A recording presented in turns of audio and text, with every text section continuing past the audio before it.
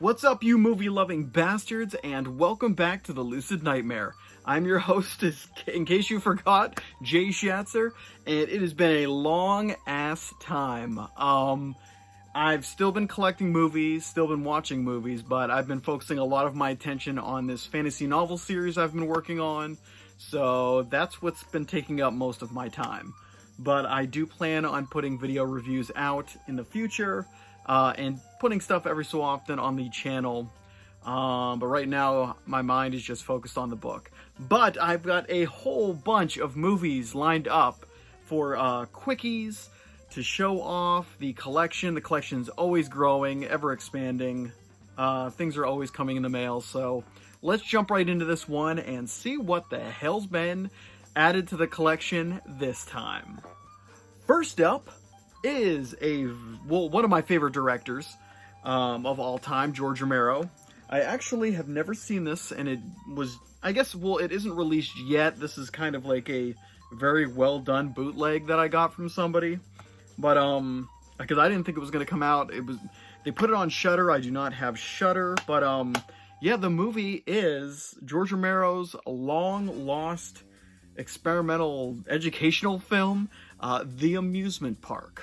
And I watched this one last month when I received it, and I actually really like this. It's definitely out there and strange, but it's pretty much just a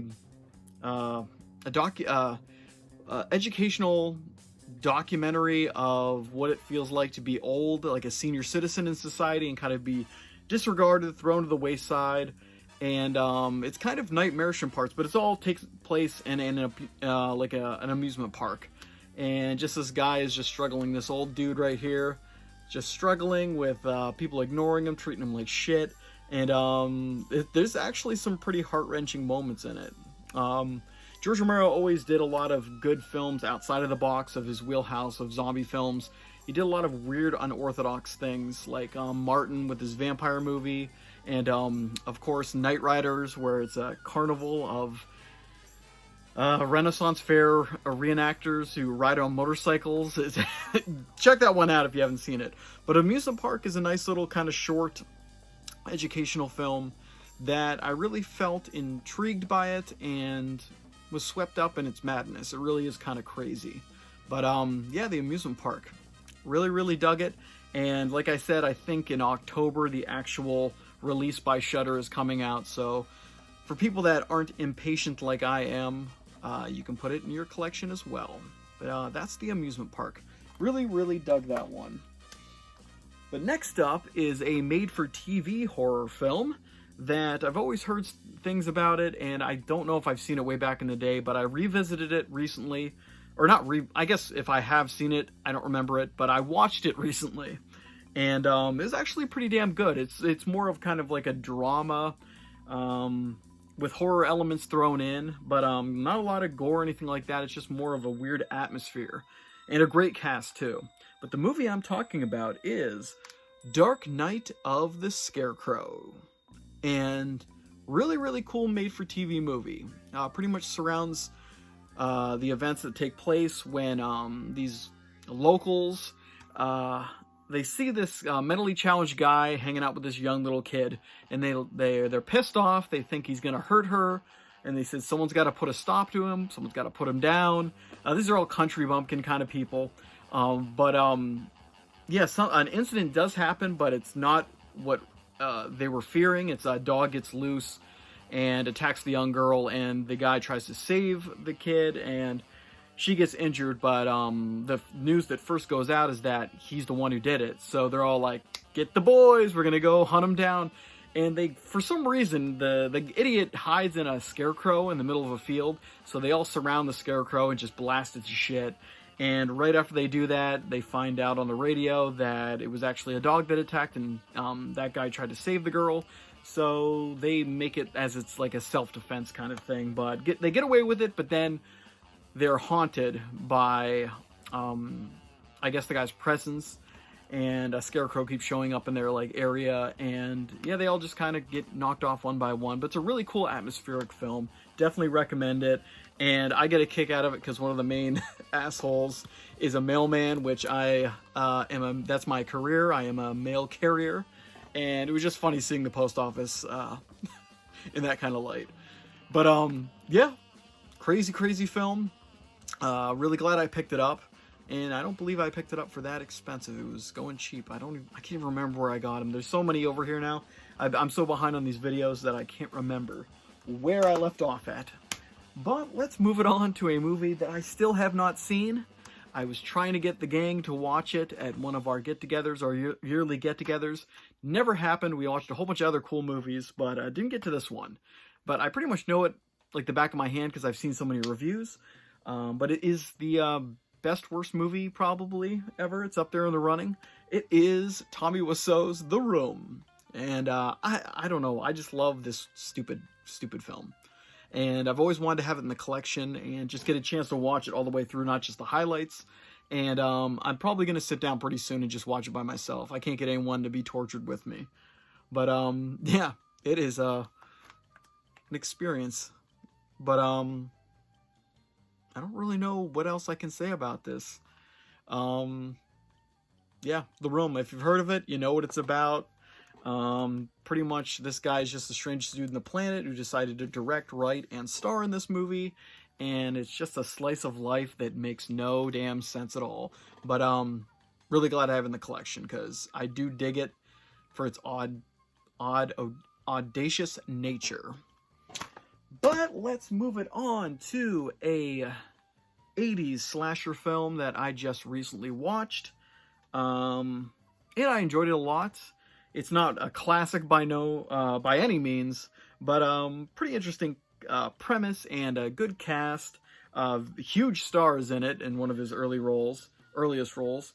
The movie is Cutting Class, and it does have Brad Pitt in it in an early role as a high school student. Yeah, it's an interesting film, and it's got that 80s style, a lot of weird characters. Roddy McDowall's in it too, so I mean, there's a lot of, I guess I would say, a lot of potential for it to be a classic. It just never reaches that level, but it's still damn fun and entertaining, and I'm glad to have it in the collection because I collect 80s slasher films, and if there's one out there up for grabs, I'm gonna grab it. And Cutting Class was in my grasp. But yeah, cool film, pretty good addition, and glad it is in the collection. And I didn't mention, these are all first time in the collection. I've never owned them previously on DVD or any other format, so you got that going for us. But next up is a film that pretty much just came out. Saw it in theaters with my daughter, and we both love the hell out of this movie. It's really crazy, really out there. Stupendous cast. Concept is batshit crazy, and executed very, very well. But the movie I'm talking about is, I don't even know what you would categorize it as, an action, comedy, sci-fi, adventure, family drama film. But the movie is Everything, Everywhere, All at Once. And like I said, great cast. Michelle Yeoh does an amazing job. The kid who plays Data in Goonies and Short Round in the Temple of Doom, Indiana Jones Temple of Doom, is in this. There he is up there. Does an amazing job. We also got James Hong is amazing in it. Jamie Lee Curtis is disgusting in it, especially when she has her hot dog fingers, if you've seen the movie. Just a really awesome film, and might go a little too long, but definitely entertaining and will throw you for a loop. You won't know what the hell's going to happen next, but I really had a great time in the theater with my daughter with this one, and I quickly picked it up to put it in the collection, because not many modern movies actually live up to like a film. Like, they're all just corporate bullshit at this point, but that one is a keeper. But let's move it on to a movie I've never seen before, but I've always wanted to check it out. It is a sleazy looking 80s slasher film with a very cool premise during like a festival that's very famous down in New Orleans. I'm talking about Mardi Gras Massacre. And who put this baby out? Severin put this one out recently, and I picked it up when I saw somebody selling it for pretty dirt cheap, and I'm like, hey, this is a best time to actually check this film out. So I don't really know much about it, but I do know it is a sleazy little number centering around sacrificing and all this different weird crap during Mardi Gras. So you can't really go wrong, I assume, but we will see once I finally check out this movie. But if anyone's seen this one, please let me know what you think about it. But yeah, I don't really know anything other than that. I just kind of watched the trailer and was digging the atmosphere and style and grunginess of it and thought, why the hell not? But yeah, first time in the collection, which I don't even believe it's been on any other format before that. But next up is one of my favorite childhood classics, an 80s oddity that's a bizarre sequel to The Wizard of Oz. It is Return to Oz, and this was actually given to me for a gift by one of my friends. It was really awesome of her, and I'm always looking out for the Blu-ray, but this is the DVD edition, and I'm just glad to have it in the collection, period, because it's one that's been solely lacking in my kind of 80s nostalgia, kind of growing up kids adventure flicks. And it's one of my favorites. Really creepy, really pushes the boundaries of like children's films with a lot of its content. It's very, very bizarre and weird, but yeah.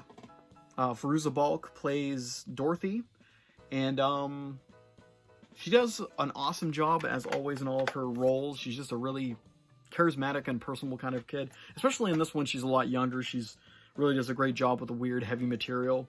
But I mean, Jean Marsh plays I don't know what witch she is. She's just some sorceress lady, but she's creepy as all hell. And I loved her in Willow, one of my favorite fantasy films. But yeah, it's a damn good film. So if you haven't seen it, last I checked, it was on Disney Plus if you happen to have that. So creep out the kids and watch Return to Oz. But again, first time in the collection. Well, let's keep moving. I'm talking a little bit too much. I'm not used to keeping it brief. But next one up is a movie that when I heard the premise of it, who was involved in the movie, and I just had to have it. Or I had to watch it, but the only way I could watch it is having it, because I don't think it's available anywhere on streaming, and I wouldn't rent it. I need to own this one. But somebody was actually selling this one used for dirt cheap, and I'm like, shit, I am jumping on this one. It is the teenage spy flick, like a James Bond movie, Never Too Young to Die. And this kind of looks like one of my favorite movies growing up. If Looks Could Kill with Richard Grieco. I need that in the collection. I think the only way you can get it is like an on-demand DVD. I would love a Blu-ray of that, so anyone, please put that out. But this one's got John Stamos taking on Gene Simmons as a... how do they say? He's a... Where is he? Gene Simmons is a fiendish mastermind who's a hermaphrodite set on poisoning the world's water supply. And it's also got Vanity in it. She's one of Prince's women. She was in, oh my god, I'm blanking on the movie now. Barry Gordon's Last Dragon. But just the combination of those three, and just from the look of the trailer, it looks pretty action-packed. And I'm a big fan of Full House, so Stamos is okay in my book. Uncle Jesse fighting a hermaphrodite Gene Simmons. I couldn't ask for anything more, but I'm really looking forward to checking this one. I am actually debating on checking this one out tonight or then tomorrow, because it's been far too long on my wish list of checking it out. So, yep, Never Too Young to Die. You never are. I'm never too old to check out that movie, I guess, either. And that's everything. I thought I had a couple more, but yeah, pretty good haul. Pretty good, diverse haul, like always. A lot of cool stuff in there. A lot of entertainment, that's for sure. But yeah. That's it, guys. I wanted to get this one out just because I haven't put anything on the channel in a while. I just got out of work, so figured I'd slip it in there before I get back to work on the book. I really should make some video reviews. Like I said in all the previous ones, I have them all set up, just haven't put the finishing touches on it. But I do have 2 movies coming in the mail that I would like to do reviews for because they're really odd ones, and the Blu-ray's out of print and it's really expensive, but somebody was selling it for like $20 and it goes for like almost $50, so I'm like, yeah, I need to get it. So probably do a review for those ones, maybe start off with that and then kind of let it take me away. But guys, that's it for me. Hope you like that, and I hope you like what I am doing here. If you do, like and subscribe, and if you have time, leave a comment below because I love hearing from you guys. But until then, I will see you the next time I'm in front of a camera talking about movies. See you guys later. Get out of here.